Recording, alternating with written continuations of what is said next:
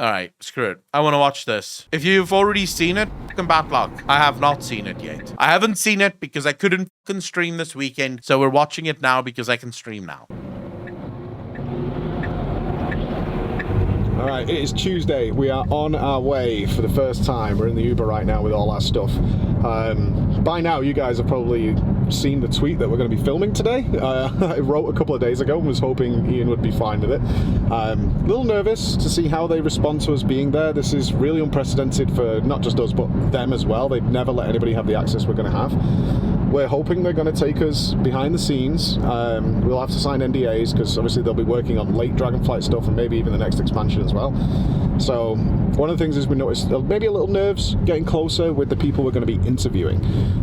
They're not trained to be in front of camera and they might be a little worried about what some people might say with such long form discussions as we're having. But honestly, the conversations we've had in the last day or so, everyone seems really excited to do this and to show the change. Wait for flying and everything else? Yes, I would actually, digit mark. If Blizzard gave me the opportunity to go, yes, I would. But it doesn't even have to be Blizzard HQ.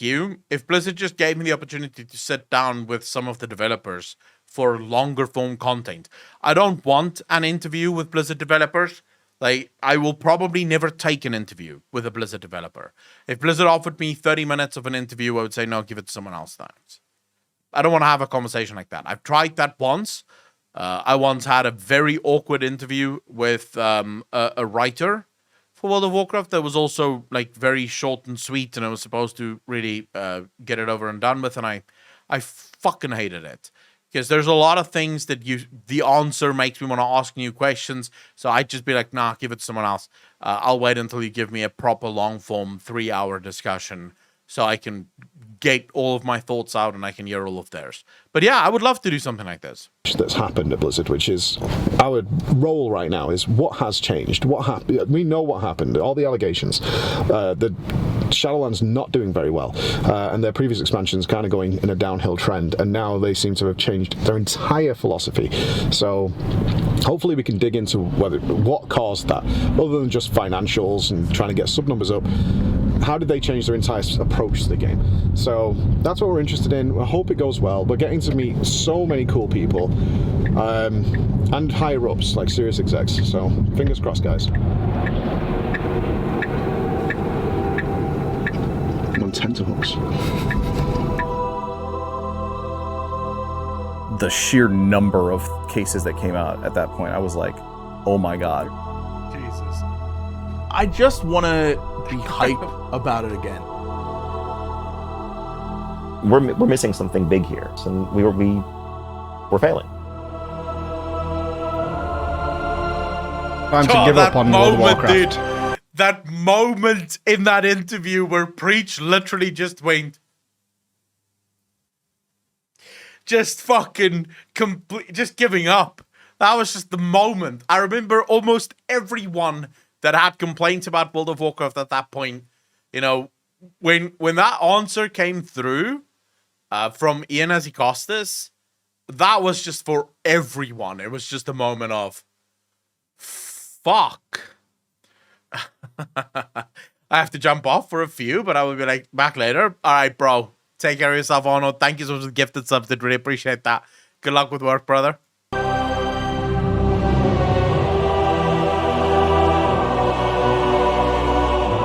Almost a year ago, after 10 years of making nearly daily World of Warcraft content, decided that I could no longer do it. My love of the game, my passion of the game, and my enjoyment of the game had been reduced to absolute zero. Dragonflight starts coming, and one of the messages I receive is they have changed practically everything that I disliked about the game. So, what changed? Blizzard suffered through heavy issues during COVID-19 and then a spate of sexual allegations and lawsuits which entirely disrupted the upper management. That's a lot that's happened. What's really changed? So, we decided we would go and find out properly. If I was going to play this game again, enjoy this game and make content for this game again, I need to know the real truth. So we sent a message to Blizzard. We're not looking for money. In fact, we have paid to be here. That's right. This is not a marketing scheme. This is nothing that Blizzard has organized. No. They haven't asked me to come here. I believe there is a Lich King statue, but I think it's through the entrance. Through one of these entrances, there is an Arthur statue, but this has always been the statue in front of Blizzard HQ. We asked them. We said, we will pay for it, we will come there. All we ask for is a bit of your time and sitting down properly. Over the years, I've done several interviews with Blizzard employees from the top brass, but always under limitations. Being in front of a live Twitch stream, being in front of prepared questions or general guidelines of the things we're going to talk about. And I don't want any of that today. And Blizzard said yes.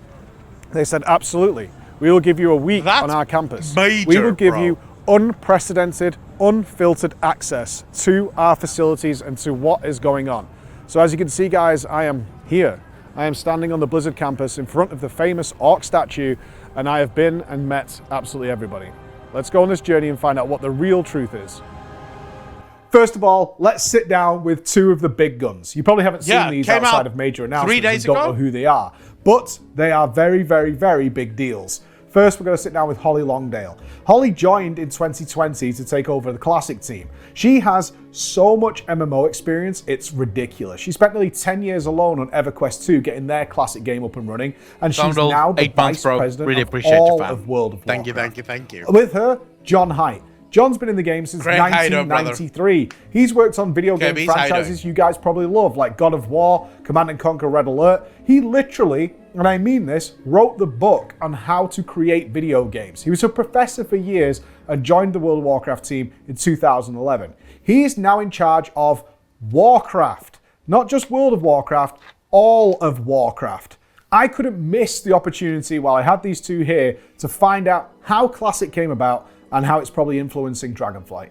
I mean, Classic seems to have been a runaway success. Like the meme of it being, you think you want it, but you don't. Yeah. And now it's like, we thought you didn't, but you did. yeah, you did. Yeah. I mean, how was that decision come to at the time? Like, what made the change there? That we actually made Classic? Yeah, that you were like, okay, they keep asking, we're going to do it. Honestly, yeah, we didn't think it was going to be financially even necessarily a great decision as much as it was our fans were really out. I just want to, here's what I don't understand. They didn't think that it would make financial sense. If you go on the internet right now and you type in WoW Classic servers, there is a fucking unlimited amount of them. There are massive Classic servers everywhere. There are servers for just about every Classic expansion you can imagine. So I don't know why Blizzard why they thought it just wouldn't make money. That makes no sense to me. Asking for this. Some of our most devoted fans are asking for this. And it really was. When we say it was a love letter, it was a love letter. We justified it in the, hey, we do this. It's going to make our fans super happy. And, we're going to learn a lot in the process. But, I mean, come on. How many games have gone back Appreciate your fam. and recreated that? And I did that on God of War, right? Yep. God of War 1 and 2 and up-resed them. But the game's still live. It's you can still play those areas in Modern. So going back and recreating that original experience, I don't think that's ever been done before. I mean, RuneScape's tried. Old school RuneScape but they had to accept a lot of changes. That's why I'm here with doing our EverQuest Classic servers. This WoW is a whole different animal. Yeah. What challenges did you meet then that you weren't expecting, I guess? With Classic? Yeah, for sure. Numbers. Just vast. Just the sheer amount of people playing it. Numbers. Yeah, and players never do what you expect them to, ever. That's like every MMO lesson ever, right? It's ants, they just crawl across the planet. But that's one of the beauties of it is, we're re-exploring and relearning, Classic. Even as much time and effort is spent in the archaeology of, does it match what the original game was like? But when players interact with it now, the skill that they have, the knowledge, that some of them have done it before, all these really interesting little edge cases and stuff that they find, and it's a day-to-day, wow, look what they figured out. It was based on... Did you expect it to just be everyone's going to play it for a month? Was that your expectation? Kind of. I mean, I remember our original estimates, and it was kind of funny because we I would agree totally with that. Underestimated the number of realms we were going to have. And I can remember, arguing with one of our regions, that was very conservative and we're only going to need this. And we'd flown out there and we're like, no, we think based on our estimates in North America, you're probably going to want to have more than that. within, and God bless the classic team, but like literally within weeks, they had to spin up 10 times our estimate. Yeah. Almost like the original WoW. To handle it. Yeah. It's almost like you've recreated that back-end experience. Except we had the technology this time. Then it was like, we don't have the hardware. What do we do? I don't know. Go up to Fry's. Literally belt strapping things together. Plug it in. Go, go, go. But it's been. I'm curious what you guys have learned from that, from what the players are doing in Classic that's now coming into the retail game. Can I just make one observation while we're still in the beginning of this? Immediately, the vibe is so much different. Like, you just immediately like the developers. In the normal interviews, that's not the vibe that they give off. I've watched normal interviews with both of these developers, and they usually come across as rather cold, calculated, very much to the point, because there's not a lot of time. So you kind of have to push it in as quickly as you possibly can. This is immediately likable. This is why I have said Blizzard should do away with the half-an-hour interviews and start doing 2-hour podcasts. Put 2 weeks before an expansion aside and just go on multiple podcasts with every single developer and have conversations, because that's how you connect with your player base. I'm immediately falling in love with these developers because they feel more human. There's jokes. There's funny stories. It's a hell of a lot better than any of the half-an-hour shit that we so used to watching. Yeah, we should bring that into the retail. You're seeing it, yeah. I mean, that's the exciting thing is Classic brought back these conversations about talent trees, like revamping talents. How much do you love spending your points and experimenting with your class? Or if that was what your memory is, that's my memory of Classic or of Vanilla. And so the team recognized that. They're always taking the pulse too. It's like players really love that. And professions. Come on, how you doing, brother? I think the teams really wanted for a long time to be able to focus on professions as well. Mm-hmm. But even how we are looking at content, right? So more, in Vanilla or Classic. All right, so it doesn't matter. As long as your World of Warcraft is linked to Twitch. I believe you can do that in your Battle.net app. So in your Battle.net app, you simply link Twitch to your Battle.net. Any streamer you watch in any region will give you the mount. As soon as the game goes live, 4 hours after that, if you've watched that streamer, the mount will just automatically be added to your account. That's them be the rules. There's the exploration factor. It felt less guided, and the team's taken that to heart too. And you'll see elements of that in Dragonflight as well. It's a really wonderful exploration about, where are we now and where are we going to go in the future, and kind of taking stock and listening to the community. I think Classic did a lot to sort of focus the development for Dragonflight. Dragonflight and newer expansions. I think the social interaction, I in miss Classic, that so much. You had to, just to get through stuff, you had to make friends, and we were all in this together. I played in the beta, and I played, WoW. I played for 18 years. What's the biggest change you've seen in players? Because cool. I talk about like what idyllic MMOs. What would if I was creating an MMO? What it would look like, and I focus so much on the people because I can't think of an MMO being anywhere what I would consider great without the people you play with. I think about my guild more than what's this feature, what's this content. But we're growing loud voice that I've seen across many MMOs now. We're talking to so many MMO companies. A lot of players who just want the solo experience, and their biggest fear is actually other people, which blows my mind because I love the people so much, even the bad ones, because that's a moment. I think about those moments. I agree with that. And what's the biggest change you've seen in gamers in general? I think you've actually identified one of the challenges that we face with World of Warcraft is we know that a lot of players just want to come in, have some fun, know that there's things for them to do, Theodora, how you doing? And not have the pressure of having to interact with other people. Mm-hmm.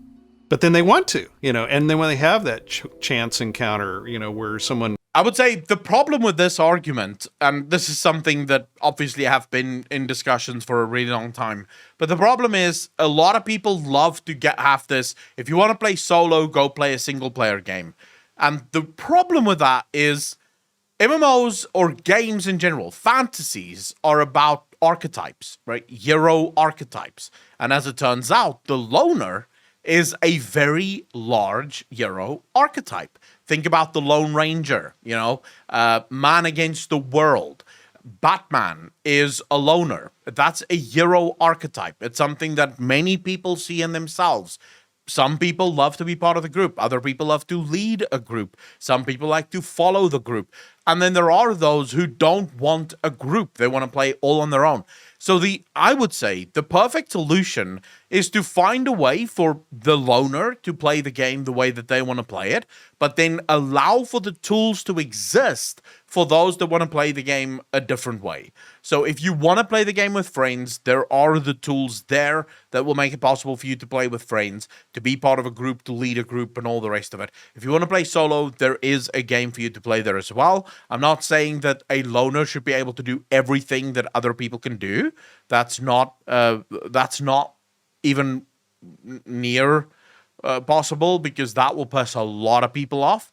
But you can absolutely have content, excuse me, you can absolutely have content that the loner can do in order to enjoy their game. And happens to be farming the same thing, and you just got killed 3 times, and okay, let's join in a group together. We did it, we killed it together, awesome, that's cool. Or meeting, that set of friends that you start Professions running is not dungeons enough, with, Aragos. or you start doing a raid with, and enjoying some of that group content that we've created. Those are some of the best moments in the game. Yep. Like, I remember it was Christmas a few years back when we had the hive mind, mount. It was this crazy set of things that you had to do to unlock it.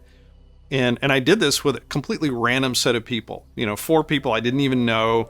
We went through all of it. I had all the monocles. We got this thing, and we were all like high-fiving each other. And I got to put them on my friends list. And I actually kept in contact with the one for a couple months after that. Yeah. But those moments are so cool. And I think, we try to have experiences like that, where you no pressure. You can play by yourself if you want to. And I think there's something actually kind of comforting knowing that while I'm wandering around doing my solo thing, working on one of my alts or whatever, that there's thousands of other people around there, and I can see them do. I think Aragos, things like Torghast, things like Mage Tower, those are the sort of things that you want to create for the solo experience, while also offering it for a group. So Torghast is a great example of this, where you can go in as a group, you can go in as solo, and the experiences will be very different depending on how you do it. Whenever I do Torghast with a group, it's a very different experience from when I'm doing it solo, but I like both because I am a bit more of a loner in real life. I do prefer the sort of lone warrior archetype more often than not. So that is the kind of stuff that you want to create and sort of reiterate on and make more of, is to give players of the solo variety dungeons that they may be able to do solo, that provide a specific set of challenges that, pushes their abilities to the limit and to the max. And then for the raiders, you have raids, and for the Mythic Plussers, you have Mythic Pluses. So you still have all your group content, but you also have this solo content that the loners can partake in. And obviously, they'll eventually dip their toes into the group stuff, hopefully, if the group stuff is good enough. Doing their thing. Yeah, no limited time shit. Absolutely not. That's a really fun part of the game. It reminds me that I'm not just doing this all by myself. Like I said before, what does it mean for Azeroth to feel alive, day to day, week to week, and ongoing? And how do we evolve that? And to me, I geek out. We all geek out about all this stuff about how do we evolve? We are committed to WoW evolving and delivering more for players and being mindful of the community. So when you're talking about how gamers have changed, we have people like you, we are a living, breathing community, not just in Azeroth, but outside it as well. And really, advancing our thinking about what does it mean for all of us as a community around World of Warcraft. So we're thinking really big, and then also, what's going to bring players along, week to week, month to month, and make sure that, we're serving our community who want to live there. This is why this trip is so important. Sitting down with these guys, finding out how Classic came about and how it's going to influence Dragonflight, so amazing. But one of the things I'm worried about with coming here is I actually don't know how everybody plays World of Warcraft. I think back to my day to day, from vanilla all the way up until the end, and the sheer amount of mandatory content that has been added to the game over the years has just grown exponentially, including several systems which are just infinite in time. Now, of course, mandatory is a subjective thing. If you break it down, everything is optional. But if you wanted a character wearing the current gear, the latest legendaries, whatever it might be, your commitment to the game has massively increased, even doing content that perhaps you don't like simply because you have to. Torghast would be a great example of that. But the thing is, I actually don't know whether people like doing that. Nobody does except them. So let's sit down with Ian and try and find out how people spend their time in Azeroth. But I know how you guys spend your time, and that's by picking up a display. Display are proudly sponsoring this video so we could take all our equipment, pack up our stuff, and fly across the world in order to speak to Blizzard on your behalf. If you like this and you want to see more of this, especially check out part 2 of this video where we're going to be looking at how World of Warcraft is made, then why not consider picking up a display? And using our link down below, you can get up to a massive 44% off your display order. And we have these amazing official World of Warcraft displays that you can pick up in time for Dragonflight as well. So if you're looking for some cool art that's very, very easy to put up, you can swap them around, you can have multiple of them, why not consider display and help us out? And maybe we can go and visit some other people you'd like us to talk to as well. Now let's talk to Ian. I mean, you serve so many different player types, right? I mean, I'm not sure how your metrics work, but one of the questions, because I think it's really tough when you're out there and you're not just a content creator, but you're anybody.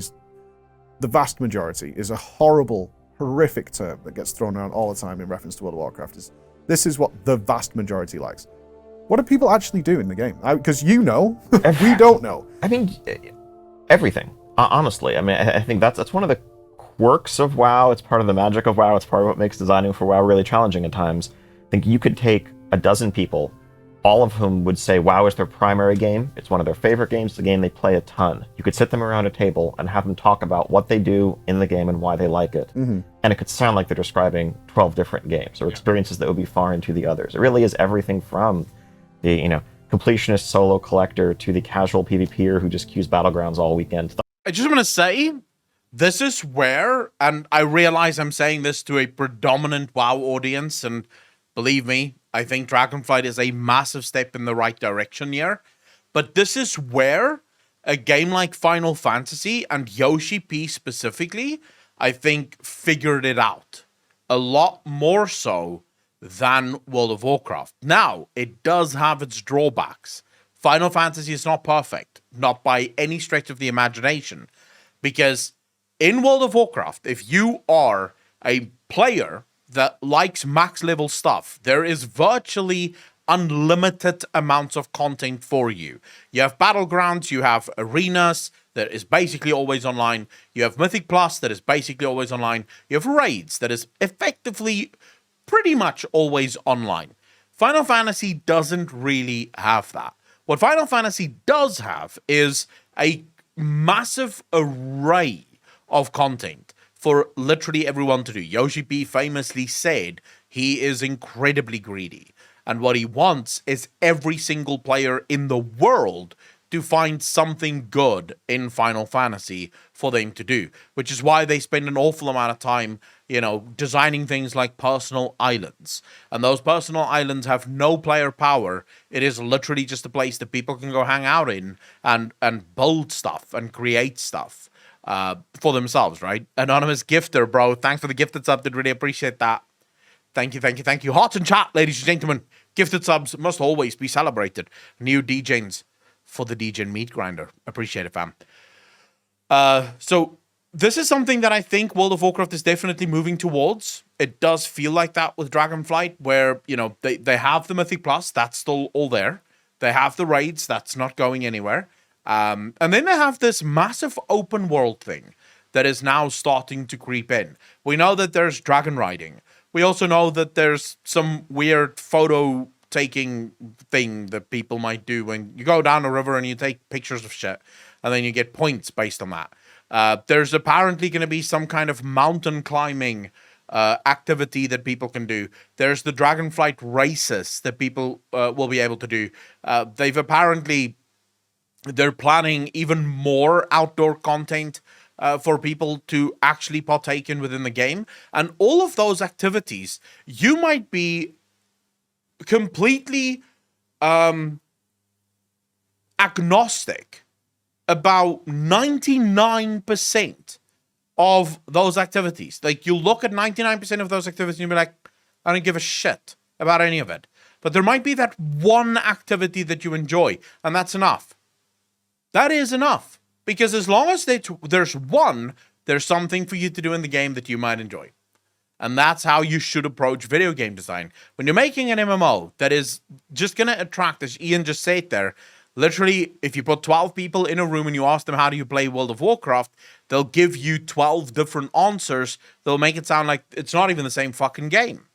So the best way to do it is by giving 12 different activities for 12 different people to engage in. This is why I still believe World of Warcraft needs player housing, and it needs to spend a lot more time providing tools for RP players, because I think right now the one group that is criminally underrepresented or represented within World of Warcraft is the RP group. The hardcore PvPer who wants to push high rating, to the Mythic Plus focused player, to the casual raider, to the hardcore raider, to everything in between, and then all the different Venn diagram overlaps. And all of those people are World of Warcraft players. Yeah. And it's and I think the world is, again, as I said earlier, richer because it has all of them in it. But a challenge is, there is no majority, so to speak. It's a collection of many minorities, each of whom have different and sometimes competing interests. Yeah. And I think that's part of the challenge when it comes to That is actually a massive challenge. listening, addressing feedback. I think, often the two are a little bit You have to think about this, right? Oftentimes different, but competing interests. So you have the open world guy, the guy that doesn't care about dungeons, doesn't need dungeons, would love player housing.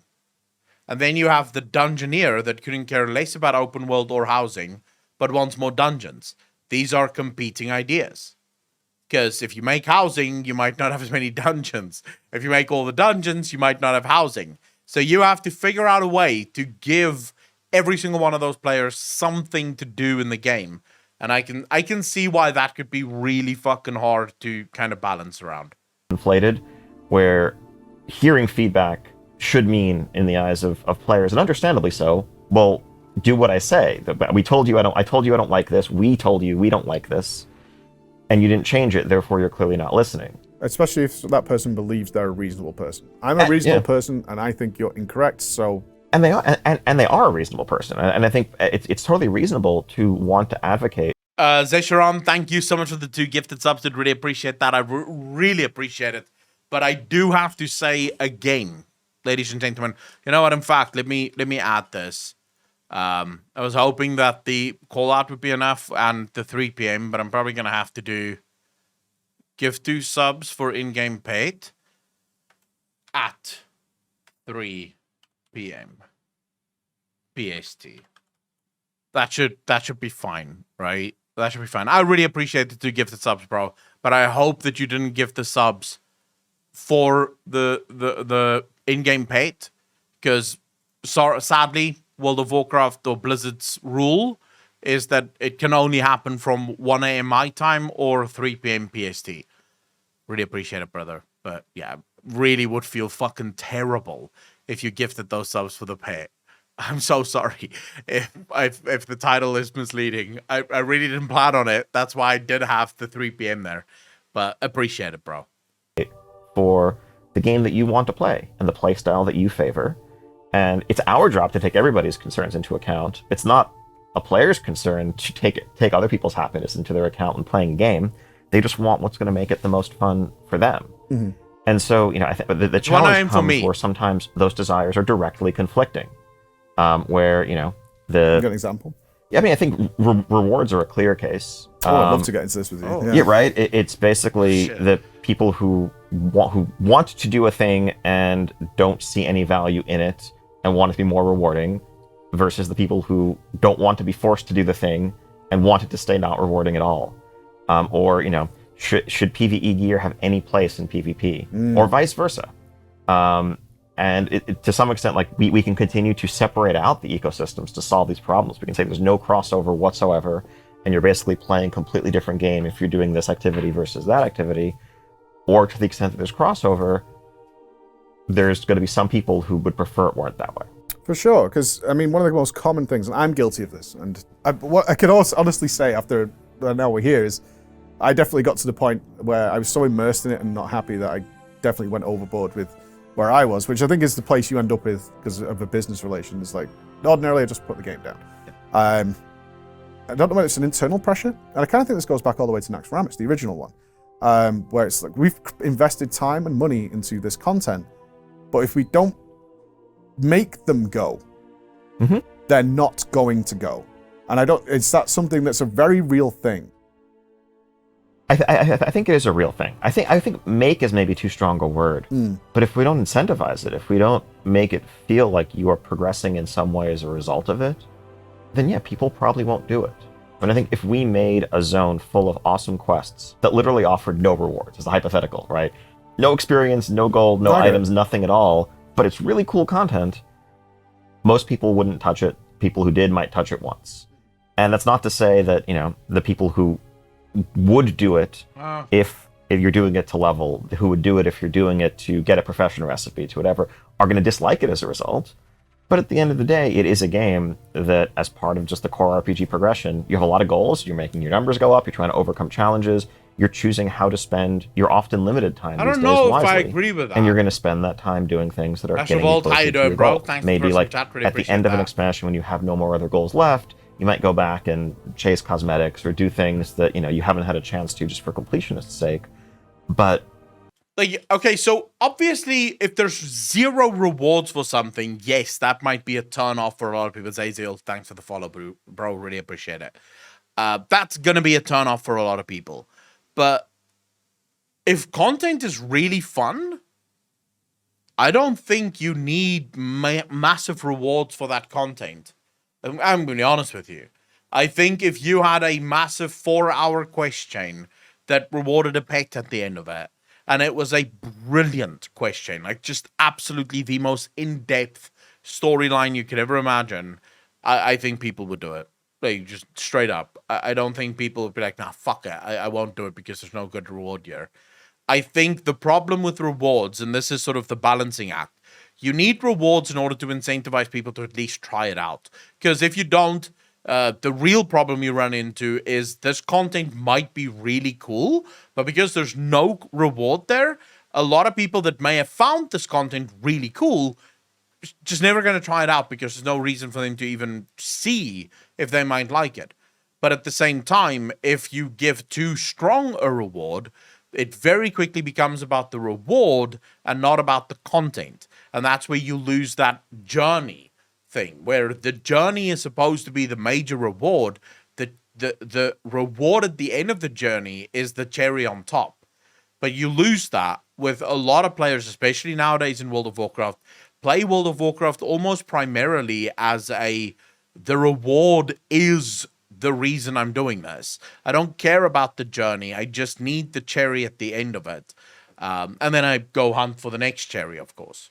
Those feel like lost opportunities when there's something out there that has potential that's just underutilized. Yeah, so where do you draw the line then in being incentivizing it via power? So, it's Torghast throwing the legendary requirement into there. Versus this gives you a cool mount. Do you see a distinct difference in participation? Because it's like, they'll just look at it. And I guess a good example of this would actually be challenge modes. And I don't know if you know the participation rates there, which were purely cosmetic rewards, right? That's all that challenge modes gave you, was just a transmog. And did that come across as perhaps a failure? Because not enough people did it? I don't think challenge modes were a failure, no. Their participation was overall quite low. It got a bit better. I want to say, if I remember, towards the end of Mists, I think we added a decent chunk of Valor for doing challenge mode runs that helped, it helped justify it to people who were just looking to cap their Valor for the week. They could at least work towards something else at the same time. But it wasn't seen as a failure because I think it also, as someone who worked very directly on challenge modes, 10 years ago, it wasn't 30 people laboring to make this thing. It was, let's try an extra difficulty. Let's add an extra overlay on the content we're already making. And for the people who got a lot of value out of it and a lot of enjoyment out of it, can see the that felt well worth what we put into it. But I think yeah, you're correct. When we look at a major expansion feature like a Torghast, if that were only used by as many people as did missed challenge modes, that would have been seen as a significant failure. It's like we put a ton of time, design resources, engineering, He art, does actually, Nico. iteration into this. If only 8% of our players did it, well then we should have just put those resources into something else that 90% of our players were going to do, because we would have made more of our players happy. At the end of the day, like that's the challenge we're trying to solve. It's we have a finite team, even as we grow, even as we hire, we have this many, person hours of work that can be done this year. How do we deploy those? How do we allocate those in the way that's going to make the most fun for the most players? Well, one of the things in Dragonflight that's changing is because obviously part of what I would consider the failure of Torghast is that people felt. I know that one of the reasons I stopped playing was I'd log on to my alt, and it was like, okay, I kind of need to farm a legendary, I kind of need to conduits, I kind of need to do this. And as somebody, as I'm sure you're aware, I was a huge champion of Torghast. I had a great interview with Morgan about Torghast, and then a lot of it changed. And I was like, this is just killing my soul. It made me very unhappy. It's like, where do you then... Is that just a case of looking at alt friendliness for that? Or is this in Dragonflight where you actually have completely smashed this out of the park? There's a few pieces to that. I think even aside from alt friendliness, which was clearly an issue there, I think that the mandatory weekly loop, the feeling that you have to do this basically every week, essentially forever. And if you miss a week, you're falling behind. And if you put it off... Thank fucking saying that. That's something that got us thinking a lot about just the player psychology of how people approach mandatory things with expiration date, perceived chores. Like that feeling of, maybe it's Monday, or I guess Tuesday if you're in Europe, and Wednesday. the last day of the week is what I'm talking about. Oh, so okay, Tuesday, okay. if you're in Tuesday, Europe, all right. you had a long day at work, then you went out for dinner with your friends, with your loved ones, whatever. You come home, you're exhausted, and you realize like, oh crap, I haven't done my Torghast run Been for there the many week. times. Exactly. Does that make you feel good about World of Warcraft in that moment? Dude, that was such an easy call for me. Fuck it. I just didn't do it. Because here's the thing. Even now, guess what I did the last 2 days? Just take a guess. What have I done the last 2 days that I've been playing World of Warcraft? I've been running Torghast. Why? Because I don't have to. I'm not raiding. I don't give a fuck. I enjoy Torghast. I actually believe that Torghast is one of the victories of Shadowlands. Not in its implementation. It's a victory for me because I don't raid. I don't give a fuck about the soul ash that drops from Torghast. I couldn't care less. My legendary is still 235, I believe. I'm never going to upgrade it. I don't even know how to upgrade it at this point. I tried yesterday for a quick second because I can't do the higher floors because my item level is too low. And I thought, how do I get this item higher? And then I spent like 20k gold and was like, fuck that. That's way too much. I'm not doing any more of this. So I've given up on upgrading that. But Torghast is something I truly enjoy. I would say the fix for that problem, because as Ian said there, if the same amount of people that did challenge modes did Torghast, it would have been seen as a massive failure. Not if Torghast is a system that never goes away. If Torghast was made as an always-on system that got progressively harder as you did it, and by the end of it, if you really fucking grinded it, and you were really good, and you got to floor 400, and you finally took down that final boss, and you got a massive achievement, and maybe even a title and a mount, I think you would have seen over the course of many expansions, you would have seen thousands, if not millions of players eventually go into Torghast and give it a try. But for that to happen, it can't be an expansion only thing. Because when an expansion goes live, people will have certain goals.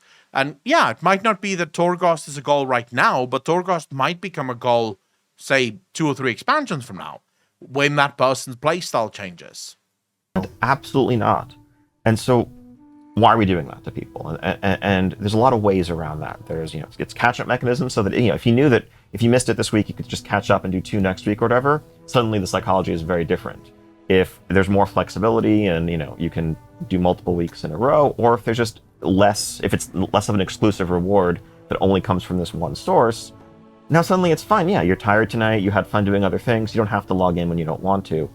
But in any case, getting back to Torghast, I think, yeah, it was gameplay that was kind of forced to overstay its welcome in a lot of ways, because it became something that you had to keep doing for as long as people did. Something that we've tried to pivot to, and I know you mentioned you didn't personally jump in and do Zereth Mortis. No. But part of how we approached the activities there, the cipher system, the reputations, the outdoor loop, was basically we're going to give you a couple of weeks of the first couple of weeks. We're going to say, here's frankly a carrot that everyone's going to want. You want to get your second legendary. You want the ability to craft your Unity legendary. I thought the zone was really good, by the way. I really enjoyed playing. That's going to take you a couple of weeks of checking out the content. Past that, everything is 100% optional, but you've seen it all, and you can decide whether you like it or not. And if you like it, you've gotten a taste and you can keep going. And if you don't, cool, just never go back. You can ignore it and focus on Mythic Plus, raids, whatever else. And it's a little bit of a middle ground between there being no mandatory power at all, where a lot of people who might have enjoyed the content will never even give it a chance because they're like, well, why am I going to do that? It doesn't give me anything. Or obviously the opposite end of the spectrum, where it just becomes an endless thing that you have to keep doing. So you've taken a pretty hard stance at this. For my playtesting of Dragonflight, this has now become almost a core value of Blizzard going forward, or seemingly, but obviously we're here to talk about it today, is like, just no more of that. No more mandatory stuff. And is there like an internal fear then? It's like, are we making stuff now that people aren't going to check out? And are we actually okay with that? Because a lot of games now are going with a more drop-in, drop-out style, and they're still maintaining a sub. Is that something... I mean, this is a risky move you're making in Dragonflight, I think, internally. I think, so, the concept of mandatory, I do think only applies to a certain portion of the player base. I think it's certainly, high-end competitive players, if there's any advantage that they can get, they have to get it. Well understood. Yep. But I think some of what we're also moving away from that lets us, like systems like Renown or Outdoor World Loop, they have powerful rewards from them. You can make, this profession crafting reagents at the end of a Renown tracks that will let you make 402 plus gear that is heroic raid quality. There are other, profession recipes and other things that people will look at and want. But the Mythic Raider who's looking to, push the Hall of Fame isn't going to look at any of those things and say, oh no, this stuff I need from this that I can't get elsewhere, therefore I have to do it. Yeah. And some of that is just a product of moving away from the auxiliary, so-called borrowed power, alternate advancement systems that we had in the last few expansions. Item level is kind of the simple universal reward. Item level is power, but it's fungible. You can get it from other sources, and it's only as valuable as how it compares to the other stuff you have access to, as opposed to artifact power, essences for your Heart of Azeroth, conduits, all those other things, where it didn't matter how high your eye level was from other content, you had to do this because it was additive. Mm-hmm. But they were great things, though. Like, it was always the acquisition that was the problem. Like, the actual result was great. I just don't want to farm 50,000 honor in Battlegrounds, Like, the actual system itself. And Azerite Armor in particular is one that I'm deeply upset about. Because I genuinely thought item level is something, and again, it's personal bias, I have no issue with Mr. Does his World Quest having the same item level as Mythic Raider. But Azerite Armor seemed to perhaps open the door to be like, well, we can tailor this now to world questing and your experience. We can do it for PvP. We can do it for Mythic Plus, make 5 mana more fun things. It didn't go that way, unfortunately. It was kind of the set bonuses that are out there. But now you are upping the rewards from Mythic Plus, giving those guys natural appeasing people like JB, so you can actually stop raiding for the most part. And is that something that's also changing long term, or is there still an idea of, if you're not raiding or doing high Mythic Plus or high in PvP, you should still be a bit lower? I think there's definitely a little bit of still a spectrum there. Eye level, is if you want 415, 421 type gear in Dragonflight, you're going to need to do high-end PvP, high-end raiding, high-end Mythic Plus. Mm-hmm. We do want outdoor play and certainly professions to be able to push farther into that track than they ever have before. I think at times in the past it's felt like if you were a solo player, well, you kind of capped out at maybe you could get a couple of normal mode raid pieces, and otherwise you were like 30 eye levels behind the Mythic Raider. That's I think too large a gap, and something we'd like to close. And that's really speaking. I think if you getting back to some of the early. I think personally, if you have at least, at a minimum, a 5 to a 6 item level difference between the best gear in the game gotten from the absolute hardest sources within the game and everything else, I think that's fine. Because for the seriously hardcore, those 6 item levels will mean nothing to them. They're gonna go for the higher items because, well, they want the highest item level. But for everyone else, it's a nice thing to reach for. You know, because you put it behind a renowned grind, for example, that's a goal for an ordinary player that isn't going to hardcore raid. It's a goal for them to achieve. It's a goal for the heroic raider to achieve. You know, they raid maybe 2 or 3 times a week, and the rest of the time they're doing their renown. They're grinding out different recipe pieces and leveling up their professions so they can eventually make this really cool, really strong gear for themselves. And I think that's sort of the best goal, right? Getting anywhere from 5 to 6 item levels to the best gear that the game can offer you is, in my opinion, absolutely all you need. Your conversation about player groups and silent majorities and so forth, you know, we do feel like we have underserved the just solo outdoor focused player who chooses to spend tons and tons of time in World of Warcraft over the years, and they care about progression too. Yep. And I think it's often inaccurate to just assume, oh, well, because you're not trying to push high keys, why do you even need item level? Yeah. At the end of the day, people want the number to go up. Speaking to Ian this time really opened my eyes to some things, and probably something that you guys have been guilty of as much as me. Why don't the devs listen to us? I spent months, years of my life shouting from the rooftops about things that I considered to be obvious problems, and in many cases did turn out to be. So why is that not getting back to them? Well, it turns out it is. A lot more than you guys probably realize. I spent the entire week with the communications team. Those were the guys who were guiding us around, and they were absolutely incredible. But one of the things they really stressed to us is how much on a weekly basis they gather as much information as possible from the community, reading forums, subreddits, everything, watching videos, and feed that back directly to the people in charge. Some of you might scoff that no, they don't, but to clarify. Yeah, but here's what I would say about that. It's all fine and dandy to say that we are doing these things, and I've no reason to believe that they're not. But you can't blame the players for not seeing it if you're not communicating it. If you're just gathering all of this information, passing it quietly to the developers, and the developers are sitting quietly there, sort of, you know, just going on with whatever they've been doing up until now, and then thinking about fixing it, because as we've already found out, Dragonflight was always going to be Dragonflight even before Shadowlands came out. They already decided before Shadowlands to listen to the feedback and remove all of the unnecessary systems from Dragonflight. Shadowlands wasn't the last straw. BFA was the last straw. The problem was just that by the time they knew that they no longer wanted all of these systems, Shadowlands was already massively into development. There was no real way to pivot after that. You know, the expansion was already made. So Dragonflight was the first thing. But this is where communication comes in. Tell us that you heard our feedback.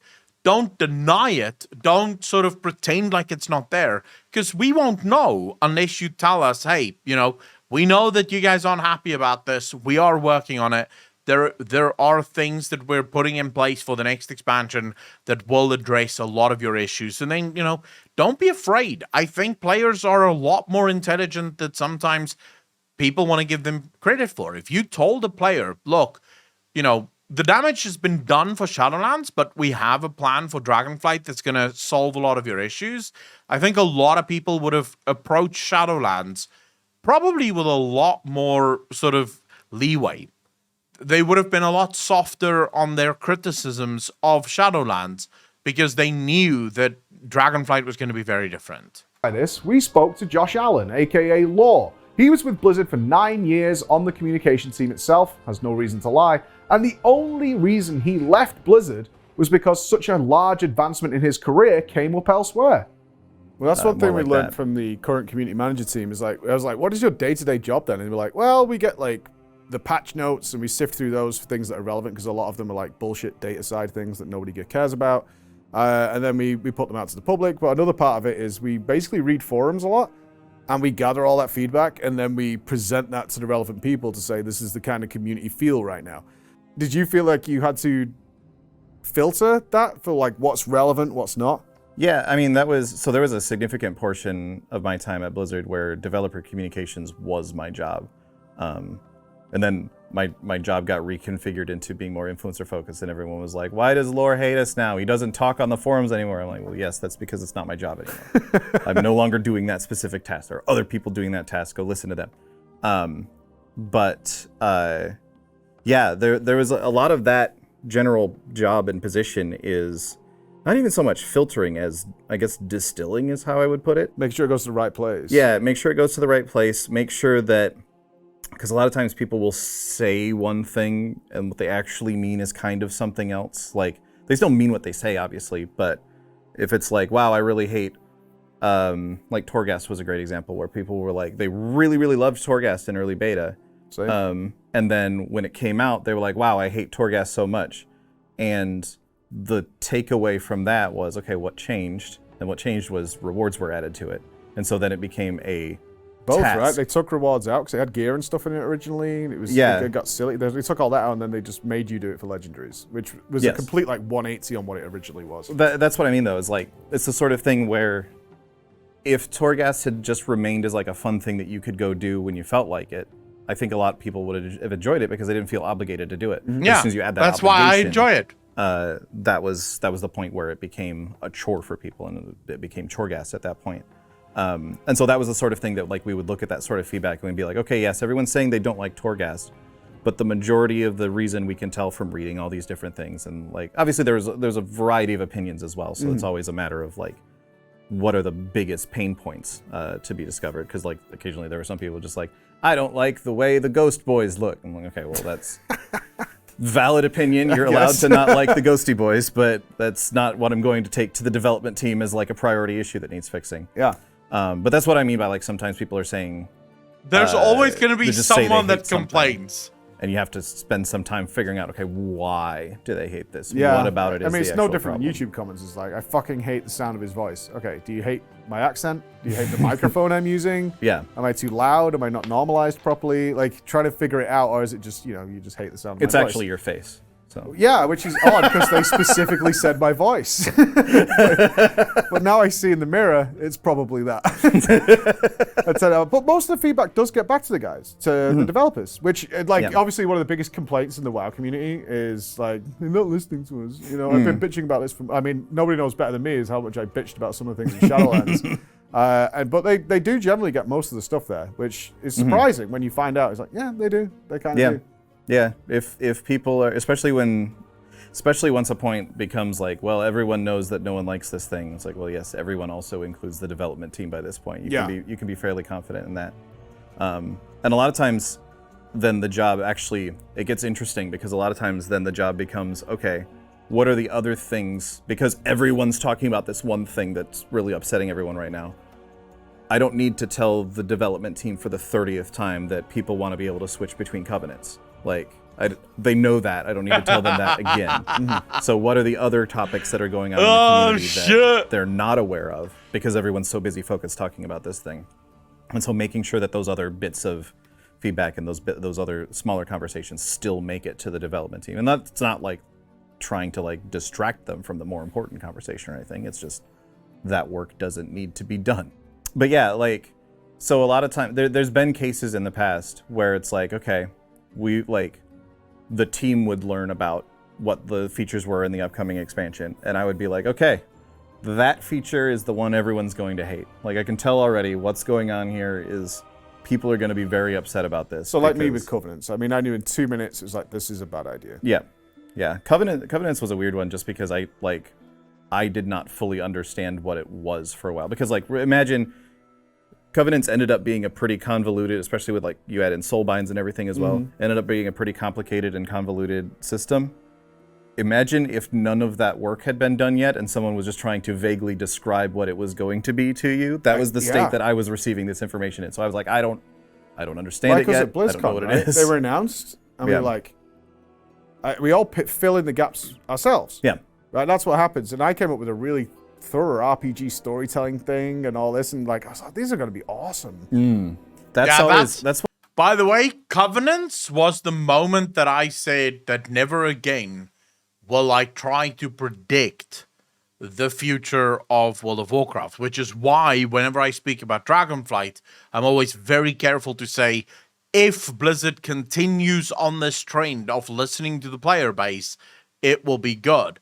Because when Covenants were announced at first, dude, I was balls to the fucking wall into this, right? I was into this. I was like, dude, this is going to be the greatest RPG experience ever. We're going to get completely unique stories. It's going to be such a cool development of the story. It's probably, I literally said, it's probably going to have some of the Suramar stuff because we already have the Suramar technology, right? It already exists. So can you imagine Suramar on a level of 4 different things? And then the more information came out about Covenants, I was like, this is not it though. Like, what the fuck are you guys doing? You're going from the thing that I thought this was to a thing that I don't want this to be. And then when Covenants finally went live, I knew basically from the very first moment that I hated Covenants. And I'm not even a raider, but I just did not like the way that it was presented. It's one of my favorite like pitfalls that I try to warn people about with like every job that I've had and every announcement that I've been a part of is like, please be sure you're ready to talk about something in a complete sense before you start talking about it. Because if you just throw out like a vague idea of like, here's what this is going to be, we have this idea to build something that's kind of like this, they will fill in the blanks. Yep. And they will either, if they're feeling negative, they will fill in the blanks with all negative things about how this is going to be the worst thing that they've ever experienced. And thus they will hate your thing before you've even made it. Or they will build it up to be this amazing, like huge, groundbreaking thing like Island Expeditions. This happened with Island Expeditions in BFA, where everyone was like, oh my God, we're going to go to all these islands and it's going to be like this really cool, like PvE, but kind of PvP-ish sort of thing. And it's going to be great. And we're unearthing these artifacts and we're finding all this cool stuff. And then we're like, wait, this is just a thing that you queue for that's like, It gives you artifact power really quick. It's just scenarios again, like yeah, kind of. And yeah, they've sold that as. I think Garrisons is probably the worst situation ever because Garrisons they were like, you're gonna get to build it, and immediately the impression you get is, I'm gonna get to customize this shit. I'm gonna like as an old school classic raider, I'm gonna have like Onyxia and Nefarian's heads like facing each other, and then I'm gonna be able to have the tail around the building. You know, I'm gonna customize it, and then when we got it, it was like, well, somebody has a stables here and someone has a stables here. And that's kind of the limit of your customization that you're going to get. Yeah, that's also why I think it's important to like have started building something before you start talking about it too much. Like just the nature of software and game development, especially at on a team the size of the World of Warcraft team, means that until you've built most of it, you kind of don't know what it is yet. So now we know. Our feedback on streams, forums, YouTube, whatever, it all gets back to the devs on a pretty much weekly basis. And we're going to hear far more from Josh in his own interview we'll be uploading a little bit after this goes out. I found out why things don't change. Because you guys probably have the same question, right? We're moaning about it, we're complaining about it. Why is this feature not being iterated on, developed in some way? Suggestions we're putting forward not happening. This is when I learned about modular design. Modular design is a system that's been in place for a really long time and is going to be changing. In order to find out more about this idea, we're not only going to sit down with Ian again, but we're going to sit down with Tina Wang, who's the Associate Art Director of World of Warcraft, and Morgan Day, the Associate Game Director. Over the years, you guys have fell into a habit of almost cannibalizing your own game with every patch. Yeah. Which felt very wasteful. Like, I can't imagine the R&D that went into some of these systems. Dungeons, I mean, if you go back to Kata, it was like, and Wrath. Every time the TOC came out, right, every other dungeon's irrelevant now. No point in doing it. And the same with raids, and obviously there's arguments 2 and 4 linear raids. But Season 4, you've started to maybe consider, and we've actually seen this happen in a number of other MMOs recently, certainly the ones that are a decade plus, where they're like, we have a wealth of content that we've created over these years, and we've just left it. And there definitely seems to have been a lack of iteration in Blizzard. Like Garrisons. But Garrisons are remembered not fondly, unfortunately. But the premise is really good. It's just people like maybe a more cosmetic style than a practical solution. Warfronts. Yeah. How excited was the player base when Warfronts were announced? And unfortunately, it didn't go that way. The same with Island Expeditions. You know, we all watched the Sneaky Pete promise, and you're going to hate these guys, and they're going to interfere with you and stuff, and then part of the mandatory element was there. But we can reel a list off here of huge systems, huge resources that are brought into the game, which have been left to like, okay, and class halls I would definitely put in here, which feel like such a waste. And what is the thoughts there now for like over the next few years? Dude, I'll be honest with you. I've said this before, and I will fucking stick my neck out on this. I will die on this hill. If you take the content of World of Warcraft in its entirety, it is more content, I believe, than any other game on the planet. Like just in the last 4 expansions, the amount of content that World of Warcraft have that is just sitting there, that could so easily, with a little bit of tweaking, be turned into content that players can do literally whenever they want. It's surreal, the amount of content that you have, literally just there. And all you have to do is start with let's call it a renovation period. So with every single patch that you bring out some new stuff, you know, a new dungeon, a new raid, and a new zone. But then one of these old features is brought forward and sort of updated to you know, be an always on new system. Can you imagine in about 4 expansions the amount of content that you have that's just always available to be done? Like, dude, you'll be flying all over Azeroth, going from your garrisons to your farm in Mist of Pandaria, to the class order hall for, you know, some class bullshit quest that you have to do, and then you're jetting off to this part of the world for this thing that you have to do. Then you quickly go run a Torghast, and then when you're done with Torghast, you go do an island expedition. Then you and your friends go into a war front, you know, fighting a massive PvP battle against the other side, and then, you know, all of this content. Every week there's just a wealth of content for you to do, and there's literally just no fucking end to all of it. Dude, it is insane how much content is just lying on the floor waiting to be picked up. That instead of reinventing the wheel every expansion. Yeah, I think, I mean, so there's a couple of pieces to that. Some of that is definitely the move away from, you know, expansion specific systems that also would turn into borrowed whatever because they were going to go away, back to evergreen improvements. I think, broadly speaking, I think you could almost carve out 3 eras of World of Warcraft philosophy and development. And I would say that the first era was from Classic all the way through Mists of Pandaria, where every expansion was adding extra layers, extra systems, new professions, new races, new classes, new things. And then we kind of reached, as we were coming up on almost 10 years at that point, a turning point, arguably a little bit of a crisis, as we were coming off like 2 expansions in a row. We'd had like 12 to 13 month final tiers, and just looking at like this infinite scalability, like this infinite exponential growth of like what it takes to make an expansion, both in terms of development, but also player facing complexity of like, how many systems do we have now? How just complicated is the game becoming? We're going to keep running this game for years and years and decades to come. Can we really just keep adding new permanent systems every couple of years forever? No. And so I think, you know, that's what led to some of the class pruning philosophy that went into Warlords. It's what led it to kind of pulling back in some areas, but also the idea that we needed to be able to make things that were not permanent, that we could go deeper, focus them on a single expansion, have them be the hallmark of that expansion, but they weren't going to add to the ongoing complexity. That was, and so I think that was going into Warlords. And I think, as you mentioned, there were definitely some missteps with the garrisons. Yeah. But I think, you know, moving ahead into Legion, it was like, well, okay, obviously we don't want something that pulls you out of the world. There were some missteps, boys, with garrisons. Back, I love the content for the past 2 expansions. Want to drop you one of the subs for the pet thing? Got any suggestions who should I drop the second one to? Mr. Bandit, thank you so much for the first time chat, dude. Really appreciate it. Not yet, though.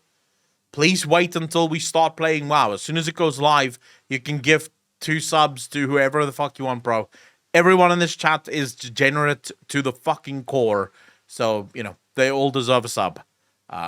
We are champions here of absolute degeneracy, debauchery, and just everything that makes the world go round, you know? So please feel free, but once we start playing the game, not before, otherwise you're not going to get the fucking pay. And I will feel like dog shit if you did do it now. They're the only non-degenerate in the chat. Someone, dude, I'm not a degenerate. I'm a nice Christian boy. What are you talking about?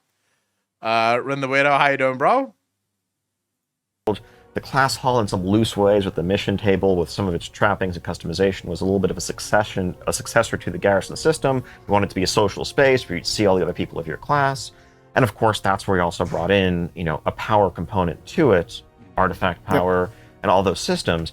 And it's important to bear in mind that, we're planning a couple of expansions in advance. Mm-hmm. The development cycle of an expansion is quite lengthy from initial conception to pre-production, concepting, beginning to flesh things out. So we had, we knew what the feature set for Shadowlands was going to be well before Battle for Azeroth came out. Yeah. And so a lot of that was the ongoing outgrowth of what seemed like a very successful experiment at Legion. Legion was very well received overall, very popular overall. People had nothing but praise for its systems. And so part of what the team as a whole was thinking was okay, this is a great formula for a modern expansion. That I see the thought process now. What is our artifacts of the next expansion? What are the things that are going to fill See, the reason this is so effective and the reason why I love this conversation is it informs the player base of long-held misconceptions, because you're actually getting an in-depth conversation where there's pushing back, there's real questions being asked, and there's real answers being given. It's not just a PR answer. They didn't know what Preach was going to ask her, and you can hear as Preach is going back and forth. There's an actual conversation happening.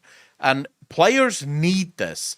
I feel like players will forgive you a lot if they feel valued.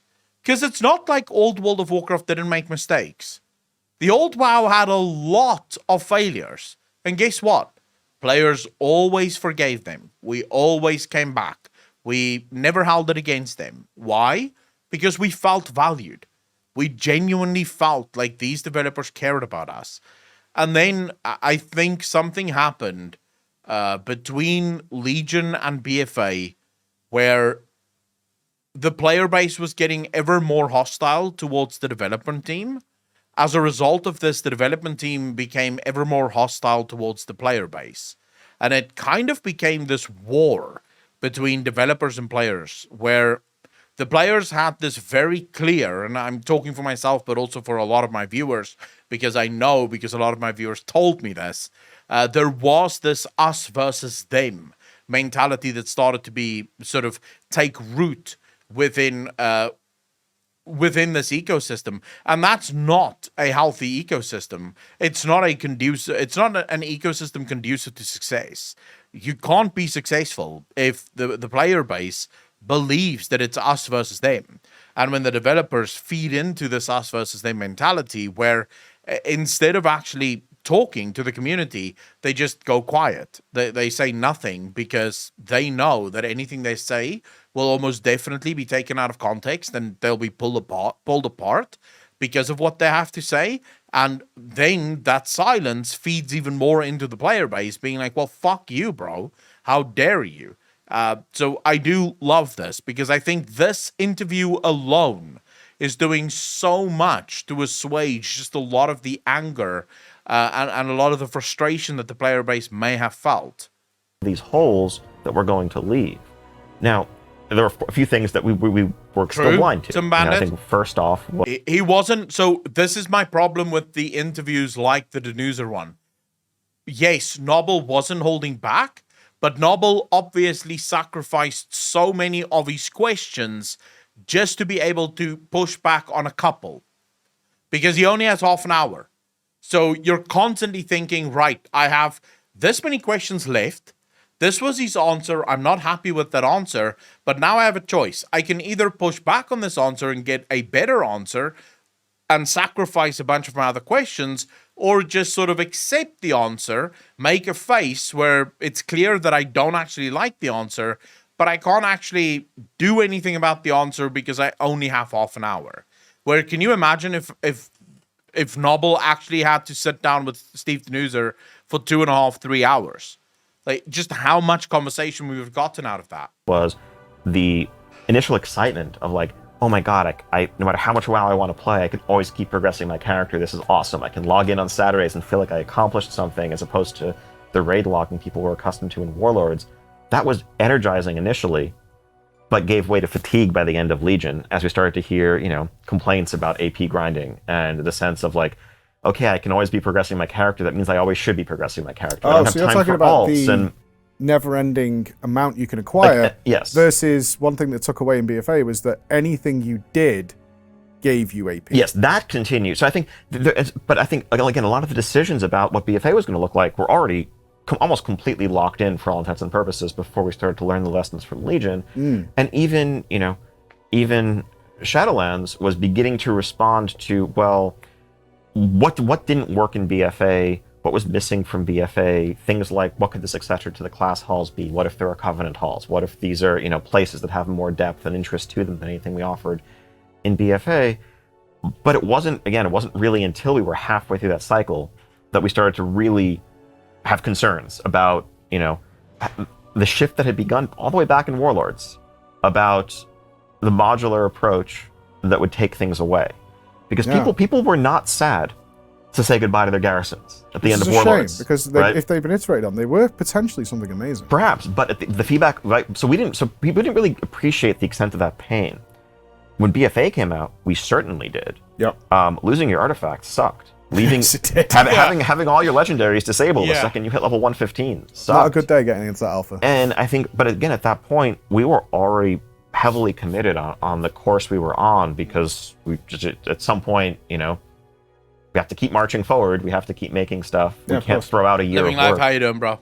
But we started to have misgivings about that general direction. And You see, you're almost feeling a little sad for them at this point, because it's kind of like, imagine you were driving in a truck and the truck had a 1 minute delay on everything that you do.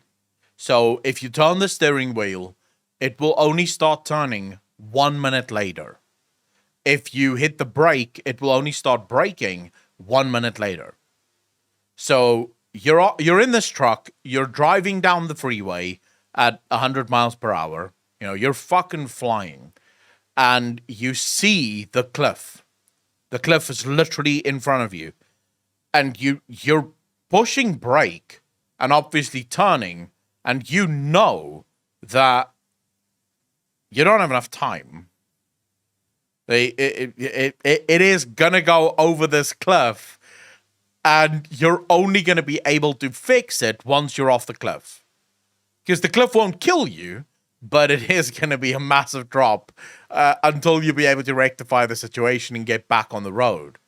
That's sort of what he's describing here, and looking at it through that lens makes you feel almost a little sorry for them, because they have to design these expansions so far into the future that you kind of have to take this assumption approach and be like, well, I assume because they like the things in Legion, they will like the things in Shadowlands. And then Battle for Azeroth comes out and people hate the shit in Battle for Azeroth, and you go, fuck, I think we made an oopsie. I think we made a mistake, boys. The things we thought they gonna love, they fucking loathe it at the minute. This is a problem. And I think realizing that the cycle we're falling into is one where every expansion begins by losing something that was awesome, leaving a hole that we then, at best, are scrambling to fill, and leave you maybe equal to where you were before, but if we screw up at all, lesser. That is not a path to success. And so that was the genesis for what I would like to think of as sort of the beginning of a third era of WoW philosophy, which begins with Dragonflight, which is trying to return to the idea of focused, evergreen things, improving baseline systems, introducing new systems into the game that we plan to carry forward, not introducing systems that we plan to, throw away at the end of a year and a half or whatever. I like but this. Doing so, I think, in a more sort of thoughtful way that, as you were saying much earlier, gives us some opportunities to make use of prior content and, feels like it's going to be sustainable in the years to come. Yeah. You know, I think we're really at our best when we're looking to solve problems, right? Like when you look at Mythic Plus that was introduced in Legion. Really, the problem that we were trying, that started from a problem. We identified a problem of like, we build these dungeons that are so beautiful, they're so epic, they're really exciting experiences, and then you stop running them after like, you know, the first month of the game. It's not that I hate do the like dungeons a of really WoW, cool it's just that I mix don't of like all the old dungeons ones in back in. general. Yeah, and that's another one where we're looking to really take cues from other games and really look to build off of that foundation of like such strong content of like, okay, cool, these were Dragonflight is fantastic in an dungeons. hour and 15 and you're not the minutes. only ones. Like nearly every MMO we've looked at that's gone the decade plus mark is now looking back at the not only thousands of man hours but millions of dollars that have probably been spent, and they're just like, why did we just abandon that exactly? We're just gonna leave that there? Yeah, I mean, one of the revelations while I've been here is this idea that you had modular design things, and they had no intention of carrying them forward, and that just feels crazy. You know, to know that it was fully intentional. Like, I get what they're saying is like, because you start the next expansion, thinking about it, planning it in a couple of years way before, right? Time Bandit. Literally, right off the bat, if you want to know the quality of Dragonflight, at least preliminarily, play the Drakthir campaign. Dude, it is a massive improvement over quest design for any other World of Warcraft expansion. The way the flow works, the way the story is presented, the weird little subtext voice lines. Every single time you hand in a quest, there's a conversation that happens between the NPCs about everything that just happened. It is just a massive improvement. The use of in-game cutscenes doesn't feel as sort of almost locking you into the game as it did in parts of Shadowlands, definitely, especially for multiple playthroughs and stuff like that. I really think that as a general rule, Dragonflight seems to be shaking up. But we'll find out in about an hour and 15 minutes. We'll find out exactly how good Dragonflight is. And by the way, if you're not a fan of lore, this is not the stream to watch. I read quests. I don't just skip through it. So if all you want is someone to skip through quests, not the fucking stream to watch. Right. It doesn't quite fit into that mold, like Warfronts. Right. You know, probably don't fit into Shadowlands particularly well, so we're just going to make it and leave it behind. But as a general whole idea, do you think that's just going to go away? Like, we will look to, why are we investing time in this and not carrying it forward? So I think there will absolutely be systems that are added to WoW that are evergreen and will continue to, you know, move forward with us, and will continue to evolve those. But that doesn't mean that they can't change, right? You can't think of what it's going to be in 15 years. Right? You have to say, like, let's put it out. What do people like, not like, and sort of grow it from there and Totally. try and make it work. That's what I think we hope for. Because when I found out, it's like, no, She's it's not uncomfortable. intentional. It's like, you made like Sneaky Pete and I don't know if this you guys whole saw AI that. thing for islands, and it's like, yeah, but you know, it's not going to go anywhere. So when we see that coming in, I think people will be really appreciative of that idea. Right. And it's always fun, like you mentioned Sneaky Pete and the islands and kind of the AI that got built there. There's always, you know, exciting opportunities when we build things like that to try to look at that as something that we could leverage for a future feature, right? Like, I've always loved the idea of like, gosh, it wouldn't it be cool to add like an arena that was just played against like, you know, AI essentially, but what if we made them really good and like, that could be pretty fun, again? Right? Like, can we like recreate some of the like BlizzCon champions, like how they're playing? That would be really fun. And like, hey, play against the BlizzCon champions. Like, what? We did use some of the technology, right, with things like the Comp Stomp, or Rathi Comp Stomp, so they certainly are not arena champions that you play against. It's like basically the honor farm situation, but we try to find small ways like that. This modular design concept is really, really important to understand how World of Warcraft is made, and it will answer a ton of questions you probably have about features that came into the game and then disappeared. Features you probably consider to be failures. Torghast, Island Expeditions, Warfronts, etc., etc. The way it works is Dragonflight is about to come out, but Dragonflight has actually been in production for 2 years. As me and you are talking right now, and no, I did not get to see anything, I intentionally closed my eyes, the next expansion is already in the works. Now they have to base what's coming out next on what they've done before and what you guys might like. The best example here is Artifact Power and Azerite Power. Ian mentioned that during Legion, they took a risk with artifact power, a never-ending grind, and it was met very, very well by the players. At the same time Legion's coming out and people are responding to this, Battle for Azeroth is already in production. This system is going to continue in terms of Azerite power. That means that the guys are already building their island expeditions, these daily quests out where things will pop out to collect Azerite power. They're already building Azerite armor. This is all the stuff they're building as the natural succession to artifact weapons and artifact power.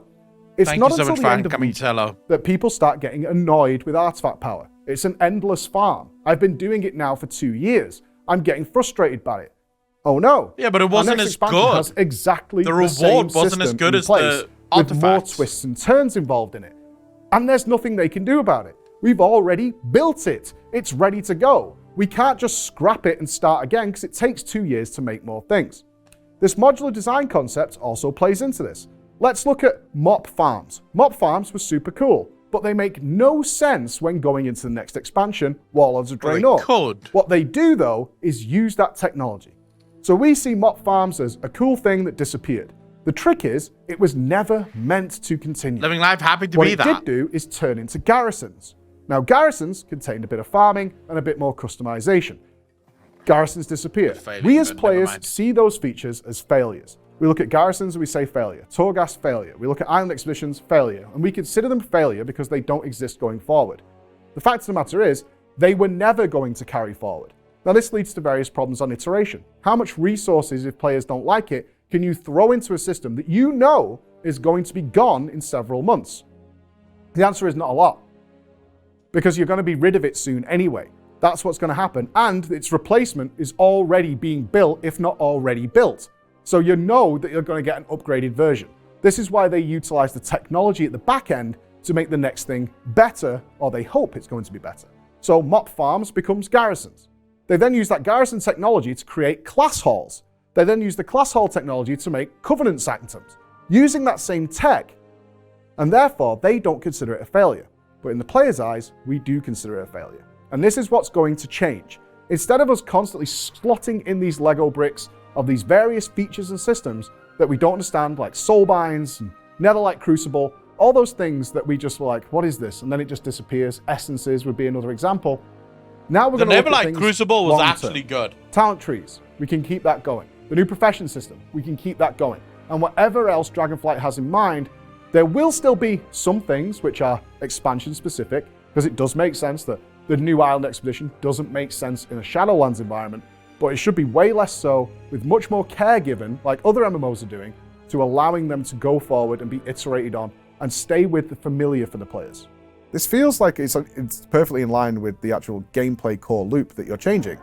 Are you worried? Because I feel like the game has been out so long thanks now. for the follow, dude. Really Someone like appreciate me could look at Dragonflight and be like, heaven. I can come away for a week like I am now here with you guys. I'm not screwed. Yeah. I'm not screwed over. I'm not screwing my raid team or anything like that. And this is fine. But we've now got a huge amount of players who have never known World of Warcraft without logging in and having a list created for them of things that they should do. Before Ian even answers it, I said this on my stream. I've been saying this for the last 2 months. There is going to be a lot, and you guys have to prepare your asses for this, because you're going to have 9-inch dildos shoved up your ass of complaints by players being like, I have nothing to do.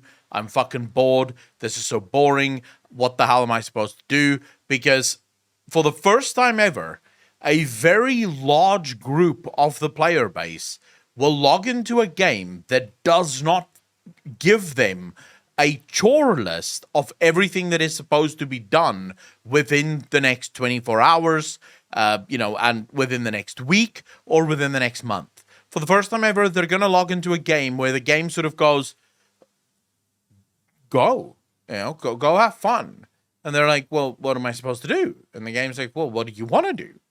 Like, well, I usually just do whatever the fuck you tell me to. Well, I don't have anything to tell you. Do you want to do some dungeons? Do you want to raid? Do you want to dragon ride? Do you want to do renown? Do you want to do professions? Pick a lane and just go.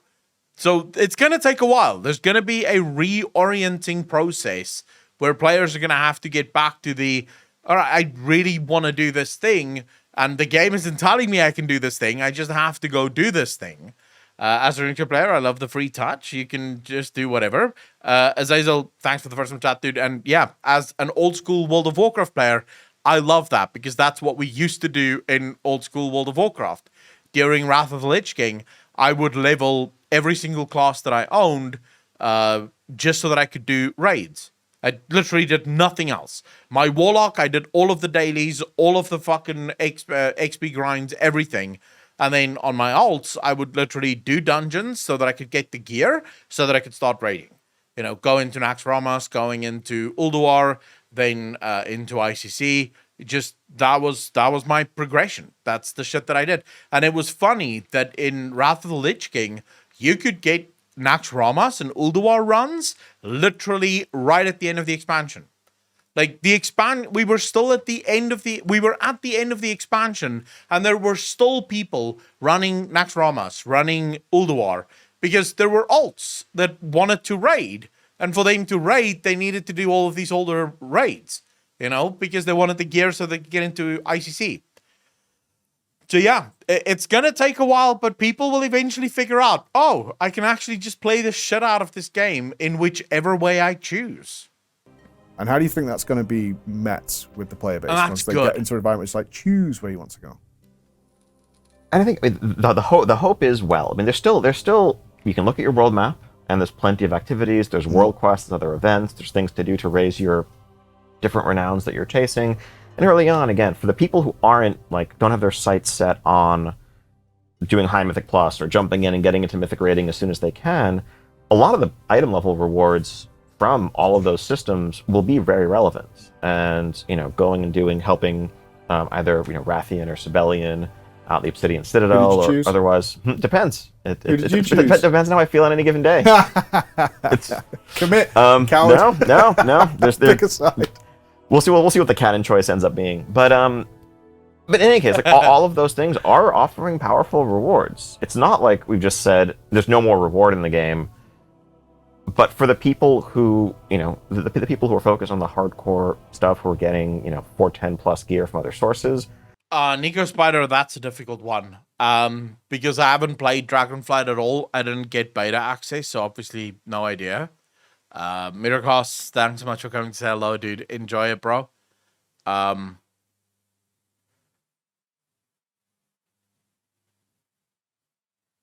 don't want to give you any answers right now. Let me play through Dragonflight and then I'll come back to you. Then I'll give you advice. It looks good. If you loved World of Warcraft from TBC and Wrath, I think you're going to enjoy Dragonflight, but I don't want to speak too soon because obviously I haven't had the only Dragonflight I've played is the pre-patch and the Drakthir starting campaign. So I genuinely don't want to give any advice right now until I've actually had an opportunity to play the game. They have plenty to do. Mm-hmm. And we don't need to try to, you know, offer them more reasons to spend more time in World of Warcraft than they're otherwise spending. And I think, you know, all this is just there with a sense of freedom to explore it as you see fit. For some people, maybe you're going to focus on getting raid ready during the first couple of weeks, and you'll come back and check out. But Aragost, you make that sound as if it's a bad thing. Like, people are just literally going to have nothing to do. Raiders will not have nothing to do because raiders will always level alts and raid with alts. Because any raider, especially hardcore raiders, but even I think casual raiders will feel the same way. It is not the same doing a raid on a warlock as it is doing a raid on a warrior. It's like literally brand new content because it's such a different experience doing it on two different classes and doing it on 3, 4, 5. It's almost always a new thing. PvPers don't need any new content. They just make their own content because there's always someone to kill. Casuals will find things to do in the game. And it's okay if in a month you've done everything to just go and do something else. Go play another game. Come back to the game when, you know, when something new comes out. There's nothing wrong with playing a game that way.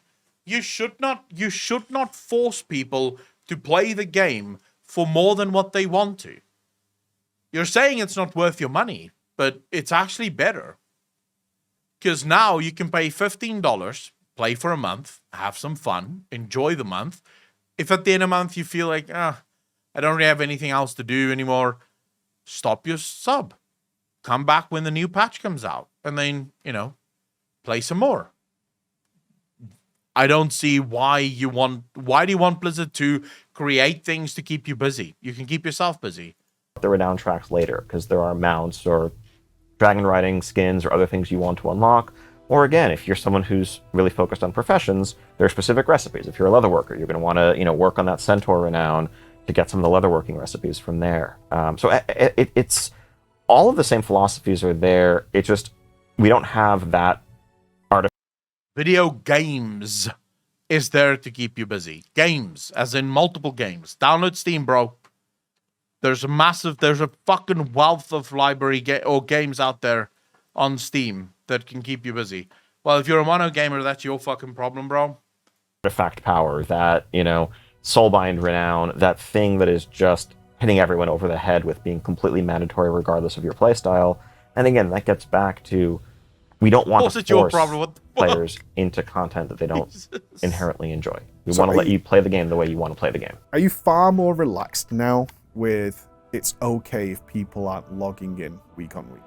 If they log in just for... Because you mentioned earlier, raid logging would be the prime example, but obviously in terms of logging in to do the specific thing it wants to do. Because it's felt like for Prime Sub did really appreciate that. Now, welcome to the Gen Nation. We want people online. We want WoW to be a part of their daily habits, almost. By intention, your mission, even your mission board and BFA, collecting your Azerite power, whatever it might be. There's a lot of these systems seem designed to engage somebody, at least on a daily basis, as the norm. So are you more relaxed now with that? Probably isn't going to be... It won't be for me, is what I would say. It's not going to be. There's other options out there that are equally as fun and maybe less fun, but also I can jump into that experience very quickly. You've got games like Path of Exile out there that are just free. Sure. Not going through a great time right now, but generally speaking, the market is so flooded with this. Is this something you're adapting to, accepting, or...? I mean, all the above to an extent. I mean, I think we never want... our goal is never habit in the sense of, you have to log in when you don't want to. Our goal is for you to want to log in. Our goal is for you to want to play World of Warcraft and to look forward to getting back into the game, to have something you want to complete, something you want to chase. And if you're not wanting it, then getting you to do it despite that isn't a victory for us. It's just burning people out. And so I think giving people the freedom to feel like they can take a step away, do something in real life, play another game for a while without falling behind is valuable. I think the one thing that we do worry about when it comes to sort of the raid logging phenomenon or people taking breaks is the social nature of the game, is sort of the critical mass of keeping a group together. If the person who is really excited to log in to do things with their guildmates logs in and no one from their guild is online because of whatever reason, and then they just log back off kind of disappointed because they were hoping to play with friends but their friends weren't around, that can be an issue. And I think that's something, going back to WoD, to Warlords of Draenor, that was probably the peak of the raid logging era, where really there was other than checking your garrison, if it wasn't raid night, there was nothing to do. It wasn't, because Myth Plus didn't even exist back then. As well, go in, log at all 10 of your characters, or I think it was 10 at the time. And so that felt like a step too far toward that end of the spectrum. But ultimately, as long as we're keeping social groups somewhat healthy, we want people to be able to play the game. The secret and the balance that you want to hit in these games is there should always be something for those people that want something to do in the game, but none of it should ever feel like you're forced to do it. That's the balance that you want to strike. This is where the previous expansions for World of Warcraft kept failing. Because, yes, there were always something to do, but those things were forced upon you. So in Shadowlands, for example, you were forced to level your covenants. You were also forced to do Torghast. You were forced to grind out Korthia. You were forced to do Mythic Plus. You were forced to sometimes do PvP, and you were forced to raid because you needed to get your vault up. So there were so many things that, and you could say forced it's not true, but it is true for a certain type of player. because there are players, obviously, there's always going to be players that they don't need to do any of this because they don't really care about doing hardcore raiding. But I can tell you as an ex-hardcore raider, someone that literally raided hardcore Mythic for a really long time, I turned hardcore raider in Wrath of the Lich King. And I did that literally all throughout until the final raid for Legion. I literally quit while we were progressing on Argus Mythic. Is when I just quit. My guild was dog shit. I had a bunch of players that really couldn't fucking do their jobs, and I just had enough at that point. But I've been a hardcore raider, and I can tell you as a hardcore raider, if there is even one item level that you can gain by doing something, even if it is the most bonkers, mindless task ever, you'll do it. You will do it. Even if it is just one fucking item, dude, if it's 10 intellect more, not even an item level, if it's the same item level, but this one has 5 more intellect than the item you have now, but it's going to be a 2-month grind, there we go. The 2-month grind is on. Let's fucking do this, right? That's just how min-maxy it gets at the higher end of shit, at the higher end of content. So you want to make content for those players that is completely optional. You do not want to fill their lives because everything you put in that they must do, they will do. In the way that makes them happiest. Excellent. Like, this is all very positive. That, right? Yeah, it's like, it seems like it should. It's kind of a no-brainer, but well, no. I mean, that's the experience I've had, and I've been on some mystical quest now, like Kung Fu, is like trying all these different experiences. Like the main thing I'm seeing is they just create experiences that you want to log in for. You don't have to log in for, which is what I remember from World of Warcraft. There's a player base of millions of folks who've said, we like this game, we've chosen to make this our home, we ignore them at our folly. Like, what do they want, what do they not want? I think that's enough about gameplay. Dragonflight is changing so much. This mandatory content that we've been burdened with for the last 8 years is going away. There'll still be some stuff, and that's basically them wanting you to be excited about it. Come and check it out, see what it's like, but then you can leave it alone. It's more of an introduction than anything else, and I think that's a fair balance that they've struck. But now we need to move on to a more sensitive subject. The elephant in the room. Sexual allegations against Blizzard has been a prominent subject around the world. It's still ongoing, with lawsuits still pending. Oof. But let's find out what they've done to change things internally. This is going to be heavy, bro.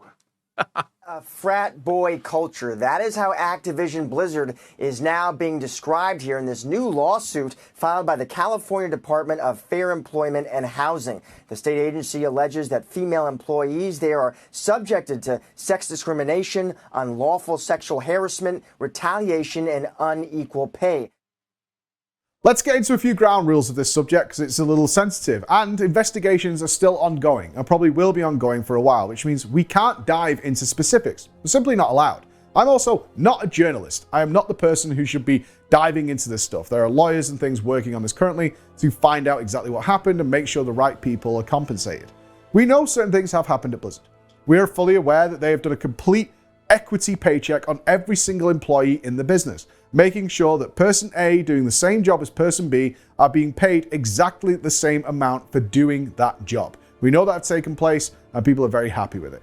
What we're going to do is give Blizzard the platform. We're going to ask the question of what their goal is overall. What is their philosophy overall to make sure things like this never happen again?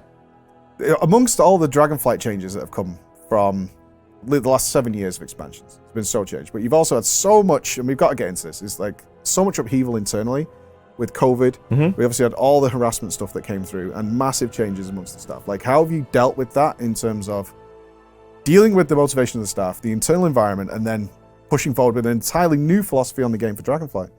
It's got to have been a rough couple of years. It's definitely been a challenging couple of years, but I think the team today is stronger and more tight-knit than we've ever been, having come through that and having weathered it.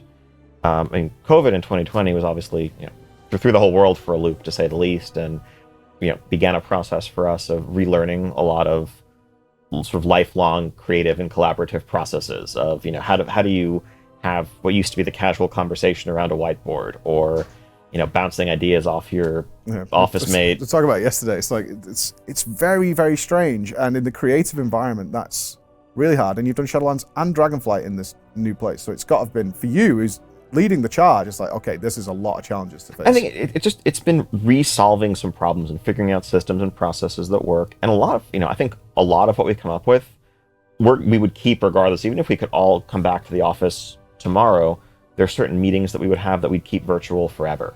I think it is it's the social connections, it's the casual interactions that are the hardest to reproduce, but we continue to work at it. And then obviously the other major event last year, I think really it triggered a period of ongoing self-reflection for the team as a whole, for the company as a whole. Starting last summer, it was both looking inward to our culture, to our history, to frankly ask, like, are we who the internet says we are? Is this who we really are? And I think the answer becomes Bobby no, bro. but also certainly it's who we never want to be and want to have no chance of being. And so how do we change our processes? How do we develop a culture of feedback and listening and openness and trust that makes sure that even the slightest hint of impropriety will be raised and dealt with before we ever got any place close to the allegations from years and years ago? But at the same time, we were also listening to our player base and kind of re-examining, we were hearing lots of feedback, not just about anger at the revelations in the lawsuits, but about the state of the game. Yep. It was a double whammy. Your I'm quitting video very much included. Of like, we're missing something big here, right? Our goal at the end of the day is to make a world that players want to spend time in, that they're going to love spending time in, and that's the passion that drives all of us. And we're failing. This is the third day we've been here on the Blizzard campus. But about the state of the game. Yep. It was a double whammy. Your I'm quitting video very much included. Of like, we're missing something big here, right? Our goal at the end of the day is to make a world that players want to spend time in, that they're going to love spending time in, and that's the passion that drives all of us. And we're failing. That might be the first time in the history of World of Warcraft that I have ever heard Ian Azicostas or anyone at Blizzard say that we were failing. Yeah, we weren't doing the right things. I'm drinking this. I don't know if you can see that, but it's Stony ginger beer, no sugar. This is the third day we've been here on the Blizzard campus, and it's a strange, strange place. It's huge. 7 giant buildings housing Overwatch over there. They're doing World of Warcraft in there. They're doing WoW Classic over there. It's a weird, weird environment to be in because there's nobody here.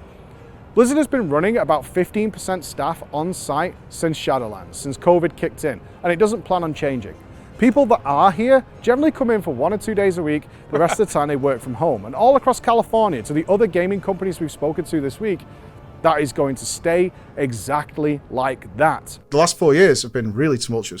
But are they going to keep that massive campus thing? Because I'm pretty sure that campus costs them a fuck ton of money to maintain.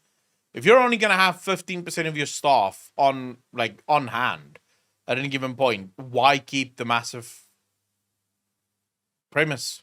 For you guys, we've had COVID and walking around yesterday, wonderful access to see everything and see how it works, but desolate, very strange, an eerie feeling because everything is designed for so much fun. Yeah, well, today's an anomaly, and I know that. I've been told that many times by the comms team. They're like, it's not like this. We've not set this up. These aren't paid actors to give it some life. But we did the full tour yesterday. Everything you guys have set up for all the staff is so fun. Like, they're very creative in their places. Seeing the staff just playing volleyball at lunch, that's exactly why we're here. No one sees that, right? Yeah. That's what they don't know happens. Yeah. But obviously then the allegations come out, huge shake up at the top. And you guys are the ones who steered that ship, as far as I know. So we need to know, how did you do that? You came into a really rough patch and then you seemingly have got here. So, well, I mean, as you pointed out, I mean, who could have predicted the last couple of years? I mean, just having COVID and having to work from home, and we literally mobilized like within a couple of days It's like, okay, everyone, there's a lockdown happening. You need to go home to be safe. And, we're going to make sure you have equipment. And, then we literally went through a cycle of getting everyone machines. That alone was a big deal, to deal with.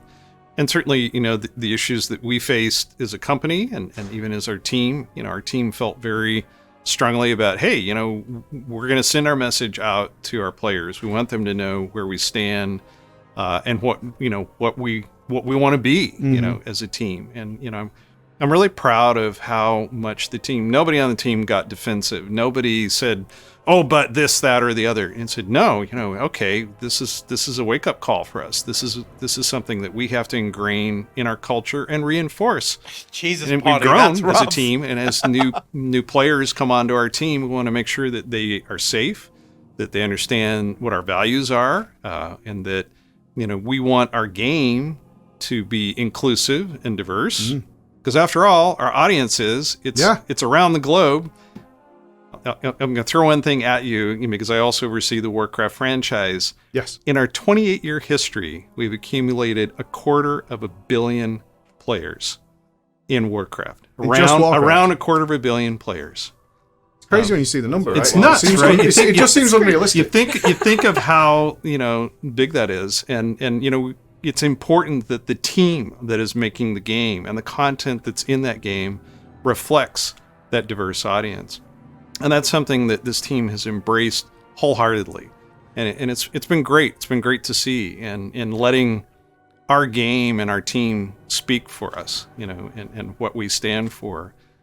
I've never been through that kind of experience before, especially making games, which I think a lot of people think of as kind of trivial entertainment, or at least they did when I first got started with it. And now it's an important part of people's lives. Look at that pooch just chilling. I totally get that, and I can't say I've never seen a happier workforce besides mine, obviously. No, everybody's been super happy. Feel free to speak candidly if you don't agree. But it generally has felt that way being here, because that's exactly why I asked to do this. I watched the latest couple of interviews. The Dragonflight announcement I really disliked because it was very glossy and shiny. I was like, this isn't gamers. It's not us. Who are you talking to? And then you get here and it's like, this is the reality. Chilling out, shouting, playing volleyball, and doing all those kind of things. And I think you should be proud of what you've done, because unless you're all like it's a North Korea thing going on out there, everyone seems pretty happy. The stories that came out over that time were absolutely horrific, and they're still ongoing, which is why the guys couldn't say much. No woman working anywhere should feel that way, and this is an industry-wide problem that we're seeing all over the place and hopefully is being addressed. Blizzard themselves are doing what they can, making sure that the lines of communication are open, and the message has been absolutely loud and clear. We spoke to people off camera, on camera about this, and that message was simple. This can never, ever happen again. They can't afford to have it happen again, and they don't want to be associated with that kind of environment, and they're trying to move forward as a team, and as Ian said, they don't want to be the people the internet says they are. They don't want that at all. And it's nice to see that during the stages that the staff did, that John Haidt was out there supporting them as well. The new leadership is a big part of why we went. Fresh blood in. We've had Holly come in, Mike Ibarra come in, and we have Microsoft potentially coming in the future, who are all addressing this issue to make lives better for themselves. And we hope for that to be there. In total, Activision Blizzard has laid off 37 staff, reprimanded a further 40 plus. I can't predict the future, and it's not my place to do so. I can't talk to everybody at Blizzard, and the fact is, as was pointed out to us several times, is the fact that people can now work from home has given them a safety net to be able to speak out as quickly as possible if something is going wrong. What the future holds is on Blizzard. And so we'll pay attention to these ongoing lawsuits, what's going on, and what they're doing with. But I can tell you this, and I'm okay with saying this. What I saw while I was there was extremely happy people. Obviously, not everybody's there, but that's what I saw. The only times that Blizzard asked us to turn our cameras around was when the staff were squealing with delight at seeing other employees. They've been apart for so long, and they love working there, and they love the other people they work with. We've heard from other sources that you will see in other interviews coming out later that the rumors and reports are that things are much, much, much better at Blizzard itself, especially in the Warcraft team, and they're all working to make things good for them. That's what we know. I just want to address something that chat is going on about. So Microsoft historically, if you go back 10, 12 years, Microsoft would go in, buy a new company, change the company, destroy the company, have shit games. Company would almost never sort of get back. In more recent years, Microsoft have, and specifically under Phil Spencer, Microsoft have changed their approach quite significantly. Microsoft, or Xbox really, acquires a new studio. This new studio is given literally a near unlimited budget with very little oversight from Microsoft's side in terms of how often or how much games they have to make. The main focus for Microsoft usually is on Game Pass. That's what EA. That's the only thing that Xbox gives a fuck about. Right? The Xbox doesn't care about anything else. They literally just want to push Game Pass. So as long as you're bringing out games, doesn't have to be a new WoW expansion every year or every 2 years or anything like that. All they care about is that you keep bringing out new games that can convince people to install Game Pass, and then they're happy. Which is why when you look at almost all of Microsoft's games from their first party games, almost all of them got delayed by like massive amounts. More than a year sometimes. Some of their games have actually been delayed now almost 2 years. So Phil Spencer really does take the approach of it's ready when it's ready. And they don't really interfere too much in the day-to-day bullshit. They went that way right in the beginning, like 12, 15 years ago. But that shit has completely stopped, at least for the most part. But it's up to them to prove it. The other thing I want to discuss is why did we go? Why did we do this? Why did I pay to send me and another member of my staff all this equipment over across the other side of the world in order to see Blizzard? When I left, I was about as deeply upset about a video game as I'd ever been. World of Warcraft provided me so much, and I had to say goodbye. But I felt we owed them another chance. And what was really interesting is that the top execs at Blizzard, not just in regards to me, but in regards to you guys as well who may have left, felt the same way.